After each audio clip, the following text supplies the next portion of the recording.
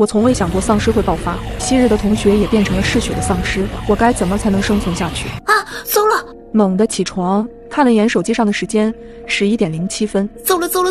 上午还有测验，我就这么睡过了。我烦躁地揉了揉乱蓬蓬的头发，这才看见手机上已经显示有11个未接来电，其中1个是1号床的室友童雅，还有2个是2号床的室友李萍萍，另外还有1个是我测验小组的队友屈文泽，最后7个来自我从小学到初中到高中大学都不幸同班的青梅竹马江云。解开锁屏，便是一串嘟嘟嘟的提示音，要测验了，还不快来？小莫起了没呀？快点，阿江他进来了。我去，屈大神在帮你打圆场。妈耶，平时跟你见面就掐了，江云也在帮你打马虎眼。我一边穿衣服一边草草地翻看了几条，直到看见有人帮我糊弄了过去，这才稍稍松了口气。洗漱穿戴完毕，背好书包，正要出门，我下意识瞥了眼手机，想着先给室友们发条消息，突然发现从刚刚起床到现在一个提示音都没有，直到此时认真看去，我才发现原来是手机断网了，没有信号。我将压在门把手上的手撤回，准备找个信号好的地儿再试试看。背包侧带的水壶不小心哐当撞在门板上，发出巨大声响。我不以为意，正待继续找信号时，忽然耳边响起砰砰砰的拍门声，我顿时也被吓了一跳。谁呀？有没有礼貌？哪有这么敲门的？哪知门外的动静不减反增，外面的人拍门的架势像是要拆家一样，门框上方甚至有灰尘扑簌簌掉落。我这回真的被惊到了，这架势很容易让人产生一些不好的联想，比如疯子、变态杀人狂什么的。沉默维持了一会儿，门外的家伙似乎觉得这么疯狂的拍门也没意思，就渐渐安静了下来。我贴着门听了会儿，没有听到什么声音。好奇怪啊！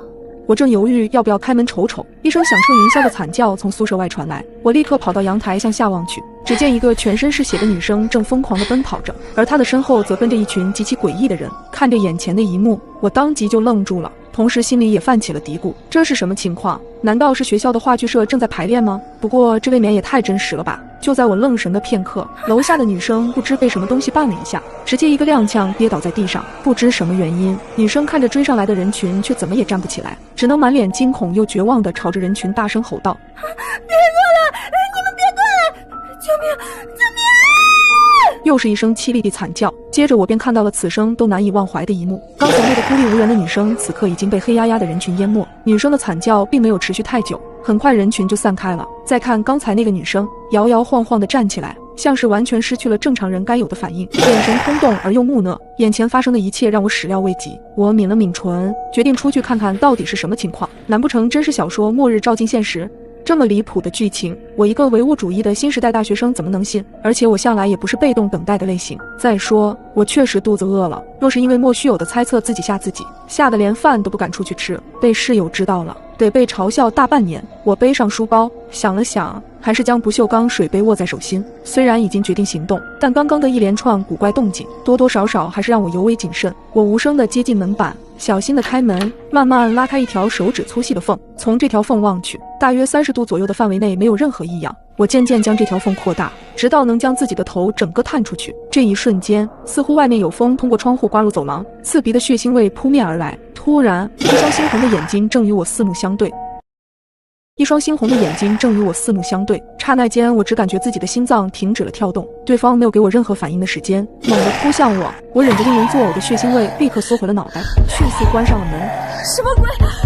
紧接着又是一阵砸门声传来，我紧盯着面前的房门，捏紧手中的水杯，悄悄往后退了几步，想看看宿舍还有没有其他趁手的武器。过了半晌，门外的动静再次停止，因为有了刚才的教训，我不敢再盲目开门，摸了摸自己的额头，喃喃自语：真的是丧尸爆发了。正在我愣神片刻，安静的走廊上又传来了一声凄厉的惨叫，看来又有不知情的同学被咬了。我尽可能的让自己冷静下来，观察有没有逃离的可能，走向阳台，向楼下望去。我现在身处6楼，要从这儿下去更是难如登天。我顺着阳台朝对面看去，对面的男生宿舍看起来比我们女生宿舍好不了多少。只见5楼阳台上正站着一个满脸绝望的男生，他身子紧紧地靠在围栏边上，眼睛时不时转向从阳台通往寝室的那扇玻璃门。我顺着他的目光看去，只见那扇玻璃门就像一张巨大的蜘蛛网，上面已经布满了密密麻麻的裂纹。下一秒，只听哗啦一声，玻璃门应声破碎，那人闭上眼睛纵身跳了下去。砰通一声巨响，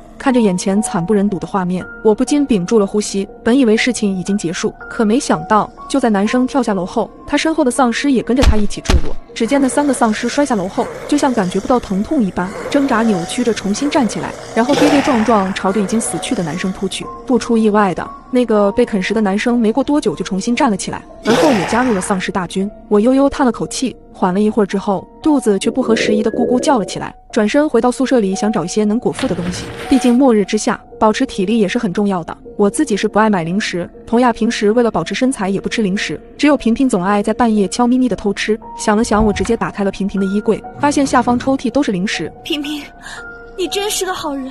我感动的都快哭了，看到里面还有方便面，我突然想到了什么，跑到卫生间拿一切能用的储存水的工具，小声的接着水。现在手机没信号不说，发生这么大的事情，很难说什么时候就会陷入停水断电的状态。我拿起一包薯片，回到阳台又观察着外面的情况，想到早上群里的聊天记录，卧槽！我坐在窗户边，你们猜我看见了什么？刚刚对面5楼走廊的一个学生把老师扑倒在地上狂舔。我嚼着薯片，分析着现在的情况。既然赵鹏说的是对面5楼，那我的同学们应该不会直面第一波混乱。但即便如此，在教学楼那种人多又难躲避的地方，一旦人群爆发丧尸，后果可想而知。说不定熟悉的同学里已经有人丧命了。想到这里，我心中难过的同时又有一丝丝庆幸，如果不是我在宿舍睡过头了，那我未必能在混乱暴动的时候撑过去。想到室友、朋友以及根本联系不到的家人，也不知道家里那边什么情况，顿时眼眶有些湿润。真不明白为什么昨晚上睡前都好好的，怎么睡了一觉就变天了？就在我思考时，对面楼又传来了新的动静。如果你的学校爆发了丧尸病毒，被困在寝室的你怎么才能活下去呢？我在阳台观望着外面的情况，只见对面寝室2楼的2个男生似乎发生了争执。没过多久，其中一个人手握尖刀一路退到了阳台，另一个人突然以一种十分扭曲怪异的姿态朝男生步步逼近，直接撞在栏杆上。紧接着男生抓住机会，对着丧尸的后脑勺一阵疯狂乱刺，直到丧尸不再动弹后，男生才停下手上的动作。我瞪大眼睛盯着那个被尖刀爆头的丧尸观察了很久，那个丧尸并没有再活过来。看来这群丧尸也不是不死之身，他们的致命弱点就是脑干。我猛然回过神来，我也得弄个武器，以备不时之需。我重新回到房间，寻找一切对自己有利的武器，在桌子上找到了一把水果刀，把它贴身放好后，我又开始翻宿舍，想着能不能找到类似棒球棍一样的武器。短刀毕竟是近身武器，再准备个远程的有备无患。最终我盯上了阳台上的晾衣杆，没办法，女生宿舍里想找个正儿八经防身的真的很难。我把晾衣杆拆了下来，把刀用胶带绑在晾衣杆的顶头。正思索时，我突然瞄到了空衣橱的那个杂物箱，那个里面我记得应该有2台小型收音机，而且还不是一般的收音机，这是大一实验课时自己动手焊的。说是自己做，其实材料电路图都是老师给的，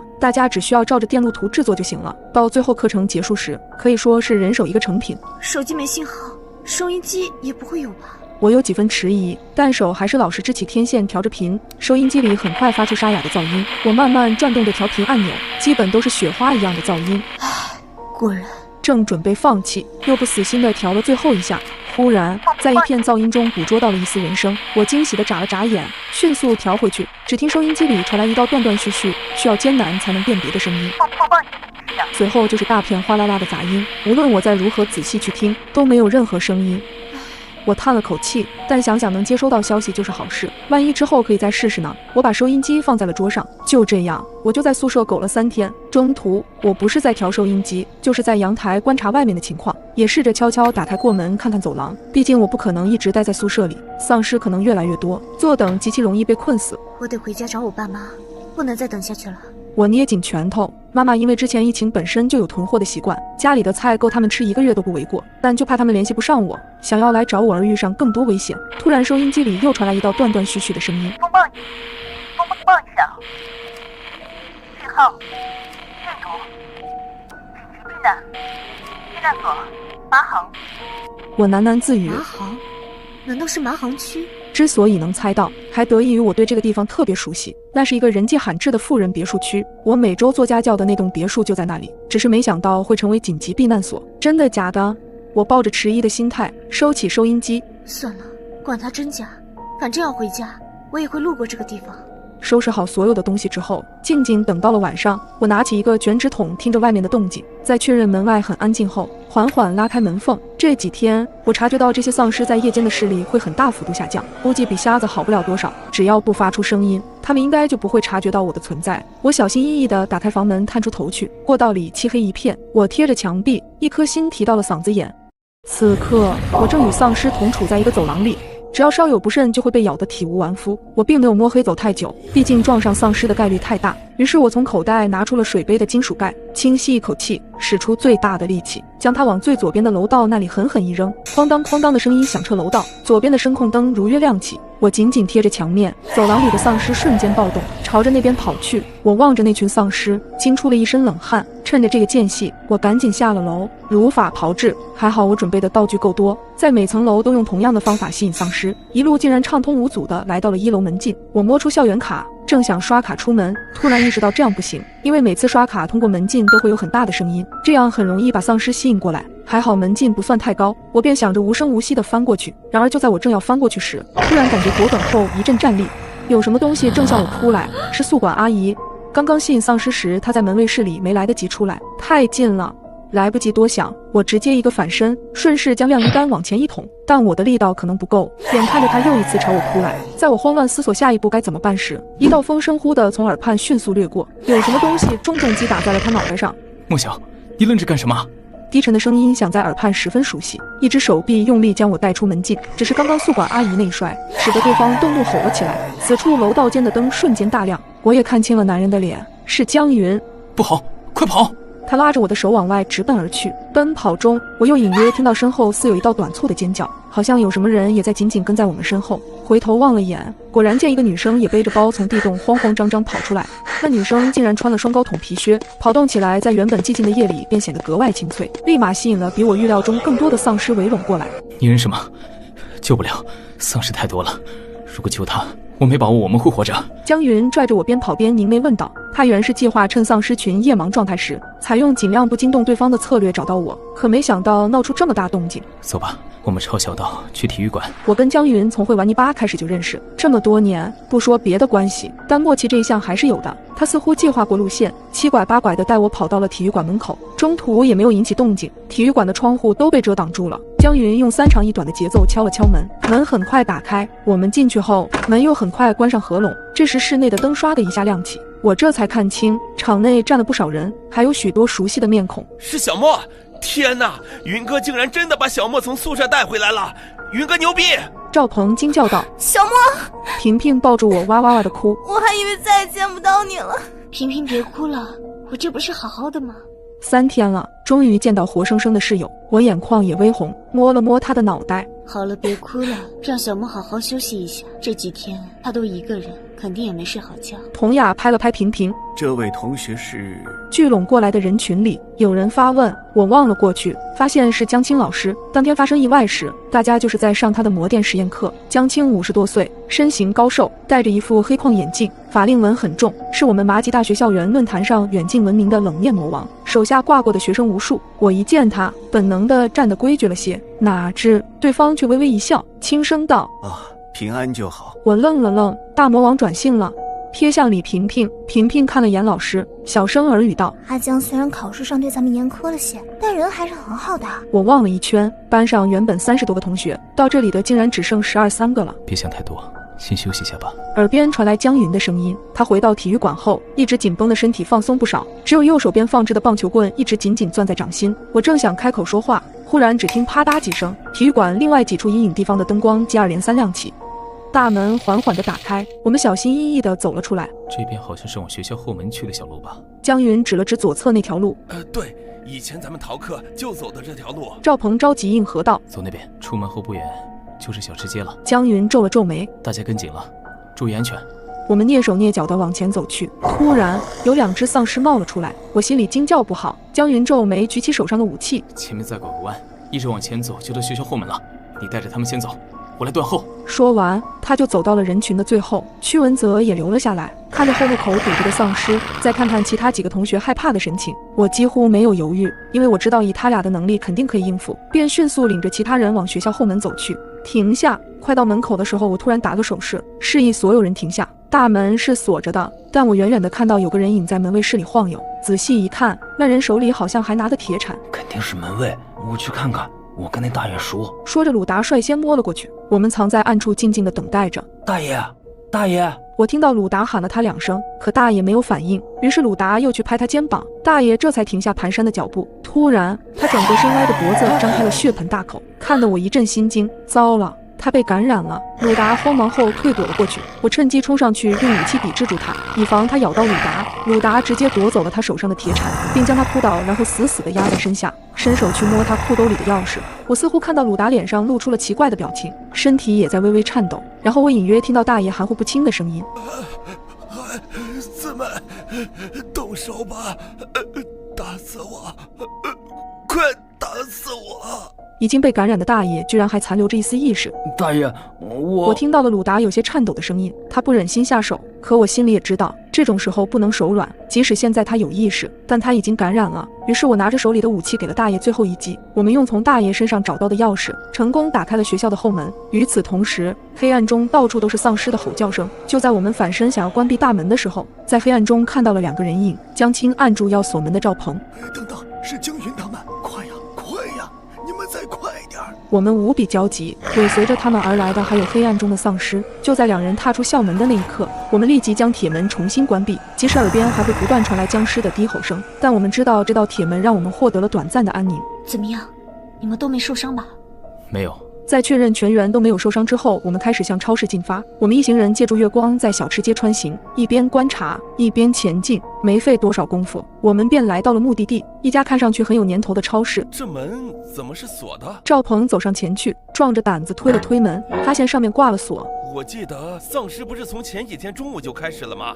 怎么还会有时间锁门的？鲁达朝2边看了看，然后指着侧边的一个过道对我们说：我记得这旁边的过道里应该是他们的仓库，说不定能进去。仓库的铁栅栏门确实是半开着的，但里面一片漆黑，大家都小心点，里面太黑了。我提醒着大家，然后第一个钻进了铁门。进来后，我才发现这仓库里真的是一点光亮都没有。突然，一阵轻微的摩擦声传来。不对，有情况！不对，有情况！黑暗中又传来了诡异的咀嚼声，就好像有什么东西躲在暗处大快朵颐。众人瞬间安静下来。此时我也在暗暗心惊，虽说见过远处丧尸咬人的画面，但是现在靠得这么近，心里还是有些害怕。我的手微微颤抖着，江云默默地靠了过来，示意我们在这等着。他先过去看看，随后便朝黑暗中一点点摸去。我心里为他捏了把汗。没过一会儿，令人作呕的咀嚼声消失了，黑暗中又变回了一片死寂。我不禁担心地皱了皱眉，心想江云不会是出什么事了吧？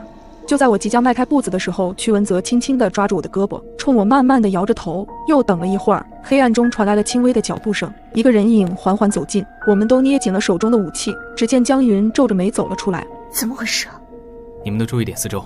话音一出，所有人立马紧张了起来。江云又沉默了，似乎在想怎么解释他刚刚看到的画面。原来刚刚江云走到了仓库前方，那里似乎有人生活的痕迹。透过昏暗的灯光，看到了地上散落的一些肉食罐头和冷肉，可是并没有看到任何人。刚准备出来时，突然看到一个黑影闪过，他顿时捏紧了手上的棒球棍，可那个黑影再也没有出现。赵鹏颤巍巍的声音传来：江云，你身后。随着一声丧尸的低吼传来，黑暗中那张千疮百孔的脸突然凑近了江云。好在江云眼疾手快，在赵鹏提醒他的那一瞬间已经做好了防备，转过身一棍子敲在了丧尸头上，丧尸应声倒地。我刚要松口气，却发现这鬼东西竟然没死，趴在地上想要去抓江云的腿。我快步冲上去，又给他补了一下，这下总算是安生了。他是丧尸，这死透了吧？赵鹏颤颤巍巍地说：我总觉得他是有意躲着我们。我们刚进来的时候，一直是我们在明他在暗，可他却没有主动进攻。江云皱眉说道。鲁达一惊，突然说：难不成这人和校门口的大爷一样，还没有完全失去意识，所以不想伤害我们？我摇了摇头，关于这个问题我也没想明白。别管那么多了，反正都已经死了，咱们还是先找找看有没有什么能带出去的物资吧。赵鹏出声提醒，我和江云对视一眼，点了点头，并排走在最前面。我们走到了刚刚江云去的仓库里，几人默默翻找着食物。在一张桌子上，我找到了一张照片。哎，你们来看看。我将照片凑近了灯光下，照片上是一对幸福的父女。等等，这张脸难不成是……屈文泽皱了皱眉，他看了看照片上的男人，想到了刚刚那个丧尸。刚才的丧尸就是照片上的父亲，那他女儿会在哪？江青有些着急了。如果他女儿真的还活着，我想他应该就躲在超市里。他是为了女儿的安全，所以才把超市锁起来的。我默默地收起了那张照片，决定先到超市里去看看情况，到时候再看具体拿什么物资。最后在仓库角落的货架后，我们找到了一扇门，这个货架似乎是被人挪动过来，特地挡在了门前。几个男生轻轻推开货架，那扇门就展现在众人眼前。我示意所有人停下，右手轻轻碰了碰门把手，发现这门只是虚掩着的，并没有上锁。于是我轻手轻脚地推开门，听到门里隐约传来了一阵小女孩的哭声。在这样黑暗寂静的夜里，这声音听着实在是有些瘆人。门里隐约传来了一阵小女孩的哭声，在这样黑暗寂静的夜里，这声音听着实在是有些瘆人。里面很黑，我打开在仓库摸到的手电筒，心一横走了进去，在黑暗的空间中寻找着哭声的来源。最后，我们在收银台的柜台后面找到了瑟瑟发抖的小女孩。万幸，看起来她并没有被感染。你们是谁？小姑娘泪汪汪地抬起头，迷茫地看着我们。我轻轻地蹲下身子，别怕，我们不是坏人，我们是来救你的。我不认识你们，我好害怕，我要等爸爸。后来了解到，那天中午超市老板本是要出去进货，回来的时候就顶着猩红的眼睛，把超市门锁了后，不断地叮嘱他，让他千万不要出门，饿了渴了可以吃超市里的食物，还一再强调不论听到什么声音都不要开门。应该男人在失去意识的最后一刻艰难地把仓库的后门堵上了。想到这，我不禁鼻子一酸。一旁的江青老师轻轻地向他伸出手，你爸爸正在做一件非常伟大的事情，所以你不要害怕，我们可以带你去找他。或许是因为江青老师比较年长，更像是他的父亲，小女孩不再坚持，而是乖乖地去了江青身边。我在心里默默地松了口气，然后带着大家轻手轻脚地离开了收银台。小女孩由江青负责照看，我们剩下的人迅速行动起来，在黑暗中挑选着适合带走的物资，用袋子打包好。在离开之前，我回过头看了一眼虚掩着的门，心里不由得又是一酸。返回体育馆的路上，我们自然是免不了和丧尸遭遇的，但好在刚在超市里我们收集了一些小孩子玩的弹珠，可以用来引诱丧尸。而这一路上，江青始终抱着小女孩，让她乖乖闭眼，尽可能不让她看到那些恐怖的画面。小女孩哪怕发抖，也一直乖乖的没再出声。重新回到了体育馆，馆内剩下的人一看到我们回来了，全都蜂拥而来，七嘴八舌的嚷起来：怎么样啊，收获大吗？来，快给我们看看，你们都找到了什么？是啊，快把你们找到的东西拿出来给大伙分一下呀！江云阻挡着人群，而我则并没有急于理会他们，正四下寻找着裘杰的身影。你们快看，他们身上都有血，他们会不会都被咬了？都离他远点！又有人起哄：你们冷静点，我们没被咬伤，没感染。鲁达慌忙解释：妈的，快过来帮忙啊！正在这时，我们听到了仇杰的喊声。我回头一看，发现仇杰只带了一个人回来。想想当初我们是分两组出发的，他们足有12个人，我们运气不错，全员存活。可他似乎就没这么幸运了。我正想过去，屈文泽伸手拉住我：你看他腿上。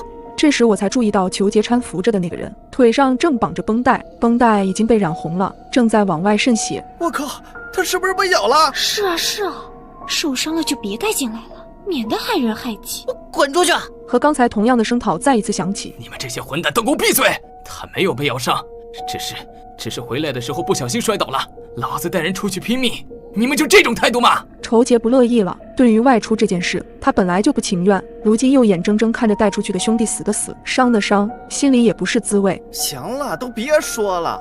现在的当务之急是赶快把你们手上的物资给我们分了，大家伙可都还饿着呢。人群中又有人喊起来了，他这一喊不要紧，周围所有人的目光都集中在了我们几个人手中的袋子上。退后，全都给我退后！看着这饿狼一般的人群，我本能地护住这些食物，往后退了几步。我看呐，要是分肯定不够分，你们出去找物资，路上肯定都吃了不少了，干脆把包里的东西全部倒在地上，大家各凭本事抢，抢到谁的算谁的。不知道是谁出了这么个主意，所有人都不再叫嚷，用沉默表示赞同。小女孩从被我们带出来开始，就一直在不停地发抖。我知道她一定是被刚才回来时一路上的景象吓到了，但这样的寂静并没有维持多久。就在我正准备说些什么的时候，仇杰的方向传来一声凄厉的惨叫。我从未想过丧尸会爆发，昔日的同学也变成了嗜血的丧尸，我该怎么才能生存下去？惨叫声顿时吸引了所有人的注意。只见刚才站在裘杰身边的人正死死地咬住他的肩膀，裘杰还在不断挣扎，挥拳击打那人的面部。完了，丧尸被带进来了。我早就说过了，这些人是不能相信的。耳边全是抱怨声和尖叫声，眼睁睁地看着裘杰失去了意识。与此同时，那个咬伤他的丧尸也松了口，并迅速找到了下一个目标。越来越多的人倒下，也有越来越多的人重新站起来。可是站起来的人一个个都张着血盆大口，所有还活着的人都成为了他们的下一个目标。这一切发生的太突然，我们根本来不及反应。快跑！我们得先逃出去，大家注意，千万别被咬了。江云喊道。江青捂着小女孩的眼睛躲在了角落。乖，听话，闭上眼睛，跟老师玩个游戏好不好？小莫，救救我！这时我听到了室友李萍萍和小雅的声音，眼见有丧尸靠近了他们，我冲上前去拉住了李萍萍的手，拽开她之后，小雅已经被丧尸扑倒了。我抑制住眼泪想要上去救她，却被鲁达拉住了。小莫别去了，太危险了。可他也是我室友，我不能。短暂交流的这段时间，小雅已经被丧尸群淹没了。冷静点，小莫，已经来不及了。江云按住了我的肩膀，我们得赶紧逃出去。门口那里也有丧尸。屈文泽突然冷冷地说。听他这么一提醒，我这才意识到问题的关键。体育馆的大门已经被丧尸围住了。我环顾四周，发现在距离我们不远的地方有一扇开着的窗户，于是冲大家喊道：走，我们走窗户，从窗户可以出去。我这么一喊，除了我们这几人之外，体育场的角落里又钻出几个人，他们争先恐后地往窗边跑。他们这一动便引起了周围丧尸的注意，打乱了我们本来的节奏。江青怀里抱着小女孩，自然跑得比较慢。我因为担心她，所以决定断后。我和江云一边抵挡着攻上来的丧尸，一边看着他们一个个从窗户逃离。最后终于只剩下我和江云，我在心里默默地松了口气，同时身体也开始往后退，做好撤离的准备。可以了，小莫，快上来！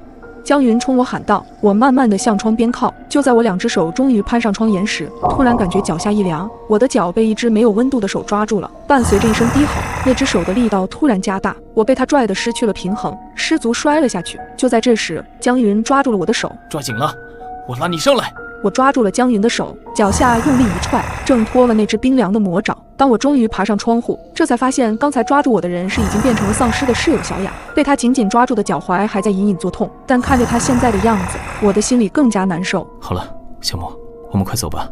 江云在旁边轻声安慰。原本有100余人的体育馆，如今的生还者只剩下10人左右。咱们赶快离开学校吧，体育馆里的这些人要是跑出来，可就难办了。赵鹏提醒道。可是我们能去哪儿？小莫，你之前不是提过避难所吗？你知道那个避难所的位置吗？江青突然问我，我先是一愣，随即点头。之前在听到避难所的消息时，有听到过大概的方位，可是那地方很远，我们想去避难所就必须找一辆车。我们这么多人，普通的私家车也坐不下吧？赵鹏在一旁说。我正在为此事苦恼，突然听到了江青的声音。孩子们别急，我记得附近应该有一个公交中转站，咱们可以去那儿看看。虽然听上去希望渺茫，但总好过没有希望。于是我们当即决定往车站进发。一路上自然是免不了和丧尸遭遇的，但如今的我们心中怀着强烈的求生欲，大家很自然地达成了一种默契，一路有惊无险地杀到了车站。车站里空无一人，我们只能逐个排查停泊在这里的车，希望能找到一辆可以成功发动的汽车。我找到了，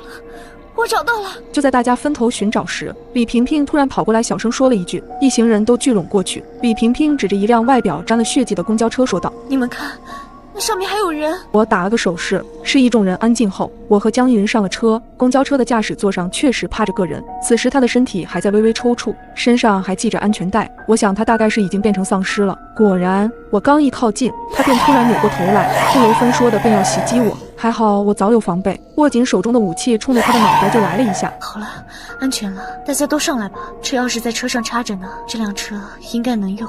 喂，你们有人会开车吗？突然有人问。鲁达举起手说：我几个月前刚拿了驾照，让我试试。虽然大家都知道公交车和其他车辆的驾驶还是有区别的，但此时的我们只能死马当活马医。鲁达坐在驾驶座上摆弄了一番之后，随着发动机的轰鸣声响起，车子被他开动了。大家的脸上都露出了疲惫的神情，有些人甚至已经放松了下来。可我的心里反而更紧张，因为车子一旦开到了公路上，那就是丧尸的活靶子，这一路上一定危险重重。鲁达开得并不快，一路上我都是提心吊胆的紧紧盯着窗外。自危机爆发开始，道路交通也变得混乱不堪，我们只能绕开那些被车辆堵截的道路。突然，坐在后排的李萍萍尖叫起来，只见一个丧尸正趴在车子的后面，用头不断地撞击着前面的玻璃。紧接着，越来越多的丧尸爬上了车，后面的车窗眼看着就要被打破了。这辆车是我们最后的希望，绝对不能让它失手。我心一横，就打算冲过去。这时，江青老师突然挡在我面前：小莫，你已经做得够多了，现在该让老师来了。江老师，你……在我震惊的目光下，江青把怀里已经熟睡的小女孩交给了我，2只手握住铁铲，然后对其他人说道：有没有不怕死的男生跟我一起过去？我们一定要保护好这辆车，一个都不能放进来。我去。屈文泽第一个起身。妈的，老子拼了！赵鹏也起身说道。江云正要起身，却被江青阻止。江云，你留下，如果我们几个出了意外，你来断后。就这样，一波波的丧尸爬进来，又被打出去。车子一路摇摇晃晃地前进着。突然，车内的收音机有了反应，那是来自避难所的信号。收音机里一直重复着生还者的召集广播。是避难所的信号，真的有避难所。李萍萍率先开口，大家终于露出了久违的笑容，那是充满了希望的笑。不好，江老师被咬伤了。我听出这是屈文泽的声音，他们搀扶着受伤的江青回到了的前排。赵鹏开着不远处高高架起的围墙，鼓励着江青：江老师，撑着点，我们就要到了。快上了！江青口吐鲜血，含混不清地说：江老师，可你是为了我们才受伤的呀！赵鹏都要哭了，一旁的小女孩也好像知道了什么，哇一声哭了起来。我是老师，保护你们，本来就是我的责任。快动手吧！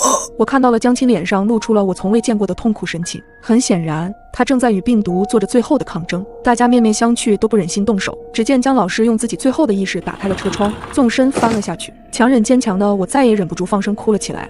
避难所的大门缓缓打开，我们一行人终于到了目的地。在那些健康的人里，我还看到了熟悉的身影，是爸爸妈妈。果然，绝望的尽头就是希望。我想今天大概就是我的命定之日吧。师傅，您之前上楼出电梯的时候，有看到什么东西吗？凌晨2点，我被手机铃声吵醒，是一个陌生的号码打来的。是开锁师傅吗？我家的房门打不开了，能帮我开一下锁吗？电话里是一个女人焦急的声音，我让对方不要着急，然后询问了女人的住址和门锁的相关信息。挂断电话后，我迅速起床，穿好了工作服，一切准备妥当之后，我提上工具包就出了门。现在我们这一行的生意越来越难做，但好在麻吉花园是个老小区，比较容易下手。为了拓展生意，我不得不自己创造客户，提前在住户的门锁上做手脚。说起来其实很简单，就是将一根牙签从锁孔里插进去，然后将牙签掰断，只留肩部的一小节在锁孔里。这样一来，钥匙就不能完全插进底部，门锁自然也就打不开了。业主不知这其中的门道，大部分人会选择用力转动钥匙，然后就会导致更加严重的情况出现。到了这个时候，也就轮到我这个开锁匠出场了。我不仅给人开锁，还会忽悠客户更换锁芯，这样我就可以赚得更多，达到利益最大化。当然，选择目标也是有技巧的，我通常都是隔层选目标，一层只选一个目标，这样才不会让住户起疑心。不仅如此，我还会细心的把除我之外的所有同行广告全部去除，只留下自己一个，不但可以保证客流，也能保证我提前做的手脚不被发现。自从用了这个方法，我便拥有了源源不断的客户，像今天这样半夜接单也不是头一次，毕竟总会有早出晚归的人。很快我便到了4号楼的楼下，我进入电梯，直接按下了14楼。等我来到楼上时，我看到1404号房的门前蹲着一个女人，见有人来，女人赶紧起身向我询问：是开锁师傅吗？不知道是不是我的错觉，我感觉女人的声音似乎有些颤抖。我点头回复：是的，刚刚是您给我打的电话吧？对的，也不知道怎么搞的，我这门打不开了。刚刚我用力过猛，钥匙已经断在里面了。女人说完，指了指门上的锁孔，锁孔里果然卡着半截钥匙。您这个应该是锁芯老化所致，需要更换锁芯。说着，我向女人出示了我的相关营业证明，然后按照规定向女人核实了身份信息，可以确定是这间房子的户主。严格来说，现场还需要有第三方证明人的存在，比如物业或者邻居，但由于时间太晚不方便，现实中有些规矩一般能省就省了。在做完开锁登记之后，我从包里拿出工具，正式开始了我的工作。我刚开始忙活，女人突然问了我一句：师傅，大概需要多久能把门打开？我一边工作一边回复她：差不多10来分钟吧。能快点吗？我看了一眼女人，发现她的眼神似乎有些飘忽不定。女人好像在有意无意地朝我身后的某个方向看着什么，我随即也朝那个方向瞥了一眼，可我只看到了一条昏暗而又空荡荡的楼道。我皱着眉头对女人说：您这锁很不好开嘞，我尽量快些吧。其实像这样的锁，一眨眼的功夫我就能打开，但我需要尽量把时间拖得久一点，要不然客户会觉得我这钱也挣得太容易了些，他们在掏钱的时候会很不乐意的，因为之前吃过这方面的亏。所以在那之后，不管是多么容易开的锁，不管客户有多着急，我好歹也要拖够10分钟才给人打开。我算是整明白了，开锁不仅需要技术，还需要演技。10分钟后，我终于把门给打开了。接着我还给客户换了一个锁芯，至于那个旧的锁芯，其实压根儿就没坏。等我回收回去，下次又可以换给别的客户，这就叫一本万利。我总共收了客户100，刚接过钱，女人便走进屋里把门带上了。可就在门刚要关上的时候，门却突然停住了。女人站在屋里，透过门缝压低了声音问了我一个问题：师傅，您之前上楼出电梯的时候，有看到什么东西吗？女人说着用手指了指我身后的楼道。我听后一愣，立刻回头再次看向了那条昏暗的楼道。女人继续说：我指的是电梯门正对面的楼梯口里。我随即望去，在楼道的左侧确实有一条通往楼上楼下的消防楼梯，而楼梯口正好在电梯门的对面。在我此刻所站的位置，只能勉强看到进入楼梯口的门洞，门洞里一片漆黑，什么也看不到。我不明白女人的话究竟想表达什么意思。之前我急着给您开锁，出了电梯就直接左拐与您碰面了，没怎么留意楼梯口里有什么。您有没有看到一个白森森的人影，就站在楼梯口里？我听后瞬间感觉全身一阵发毛。白色人影，楼梯口里。女人连连点头。那是一个身穿白色长裙、披头散发的女人，她的脸完全被头发遮住了，就这么面朝电梯门站着，动都不动一下。女人的话让我感到一阵毛骨悚然，但眼下这个情况，我也不得不走过去确认一下，因为我马上离开就要路过那里。我故意用力咳嗽了一声，声控灯应声而亮。我壮着胆子慢慢地走了过去。女人继续躲在屋里，透过门缝看着楼道里的情形。中途我回过头来看了一眼门缝里的女人，由于门缝很窄，透过门缝我只能看见女人的半张脸，她耳旁垂下来的长发遮住了她的半只眼睛。老实说，这个画面让我有种莫名的恐惧。等我刚要来到楼梯口的时候，声控灯由于时间到刚好自动熄灭了，我不由得浑身一颤，赶紧用力跺了一下地面。声控灯再次亮起，我终于看清了门洞里的情形。救命！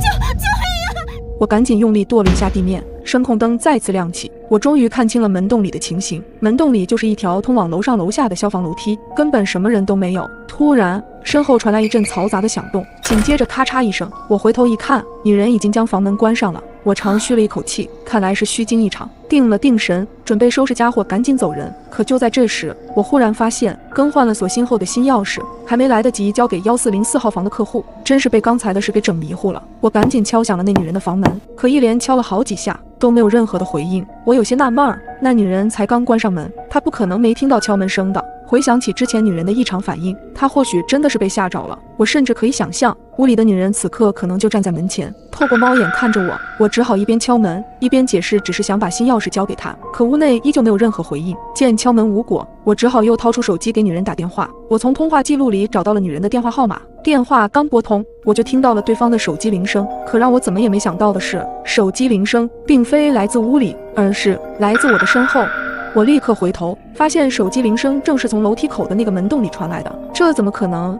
那女人明明已经进屋里去了，可手机铃声为何会在楼梯那里响起？铃声持续传来，清脆响亮，显得格外刺耳，在这寂静的楼道里犹如鬼魅一般回荡不绝。楼梯口门洞里的声控灯也随之再次亮起，我循着声音又来到了楼梯口。这次我壮着胆子开了门，然而在推门的瞬间发出了咣当一声，好像是碰到了什么东西。我探出头向左侧望去，突然一道白色的人影从左侧飘了过来，我整个人都吓得瘫坐到了地上。只见一具身穿白色长裙的女尸吊在半空中，披散着头发，看上去有些娇小，长发挡住了她半张脸，脚上的鞋也掉了半只。更令我浑身发抖的是，那手机铃声依旧在继续响着，而发出声响的手机此刻就在女尸的包里。这一刻，我脑子里一片空白，赶忙爬出了楼道。楼梯间里的女尸是谁？她为何会死在这里？是谁杀了她？更匪夷所思的是，那不曾向我打开所求助电话的手机，为何会在这具女尸的身上？莫非之前给我打电话求助开锁的其实是这具女尸？这怎么可能？难道死在楼梯间的女人才是1404号的业主吗？这一刻我什么都顾不上了，我只想赶紧的离开这里。我慌乱地按着电梯，在等电梯的同时我报了警。我试图说清楚现在的情况，可我实在是太害怕了，只能含糊其辞地嚷嚷着有死人。在警员耐心的询问之下，我还是吞吞吐吐地讲述了现在遭遇的状况。警员承诺会尽快过来看看。挂了电话，我心里涌起了一丝不安，因为我意识到我肯定卷进了一场不小的麻烦中。如果死在楼梯间里的那具尸体是真正的业主，那等于我替贼人开了门。即便今天我能逃过一劫，之后肯定会被牵扯进这场凶杀案中的。可如此阴森恐怖的地方，我是一刻也待不下去了。但令我没想到的是，这2部老旧的电梯居然迟迟没有上来。最关键的是，电梯的指示灯都在13层，而且电梯好像根本就没有要上来的意思。我依稀听到电梯发出了嘎吱嘎吱的声音，好像有什么东西在13楼挡住了电梯。一阵莫名的恐慌感袭上我的心头，是不是有人藏在了13楼？而他不想我坐电梯离开，难道对方要逼着我走楼梯？可走楼梯的话，是不是直接就会跟藏在暗处的凶手撞个正着？就在我不知道如何是好的时候，突然身侧传来了一声响动，我扭过头看了过去，是1404号房门被缓缓地推开了，门只开了一条缝便停下了。身后的房门被缓缓推开了一条缝，我试探地走了过去，透过门缝往里看，却没看到之前的女人。突然，一条满是鲜血的手臂从门缝底部伸了出来，还在微微地颤动着。我吓得后退了一步，浑身止不住的颤抖。只见门缝缓缓撑大，紧接着我便看到那个女人的头贴着地面，慢慢从门缝里探了出来。女人的半边脸贴在地上，头发盖住了半只眼睛，她口吐鲜血，身子突然颤抖了2下就不动了。我努力克制着自己不要尖叫出来，身体像被钉住了一样，动也不敢动。她死了，居然在屋子里遇害了。还没等我反应过来，门砰的一声被人大力的撞开，一道人影从屋内跳了出来。这一刻，我彻底绷不住了，一头冲进了楼梯间。我已经顾不上楼间被吊起来的尸体，心里只有一个念头，赶紧离开这里。路过13楼的时候，我也顾不上电梯到底是什么情况，因为身后的脚步声正在逐渐逼近。我沿着楼梯一口气跑到底，沿途的声控灯都应声亮起。我已经做好了最坏的打算了，如果真的有人突然出现，不管是谁，我都会一脚踹上去。我仅用了1分钟便跑到了楼下，幸运的是，我刚走出楼道就遇到了警察。虽然我狼狈不堪，可我终究是活了下来。我大口大口喘着气，终于安全了。但接下来，我知道我的麻烦也会接踵而至。作为案件目击证人的我，被警员带进了询问室，在询问室待了一阵子。面对警察的询问，我刻意规避了自己开锁的细节。然而，当警察拿出了锁芯和半根牙签时，我知道我再也逃避不了了。我微低下头，说出了自己为了做生意而使用的卑劣手段。我承认，门锁的事是我做了手脚，可人不是我杀的。但是你的行为比杀人的人还可恨。事件的经过是这样的。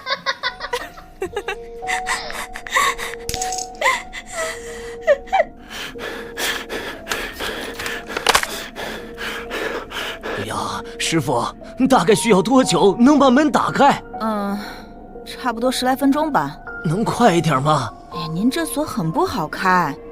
我的女儿，开门，快开门！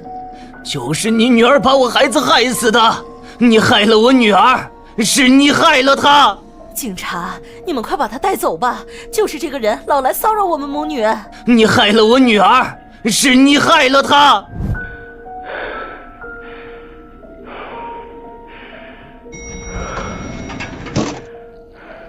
喂，是开锁师傅吗？我家的房门打不开了。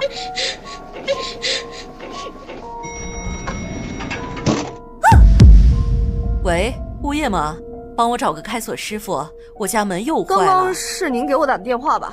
您这个应该是锁芯老化所致，需要更换锁芯。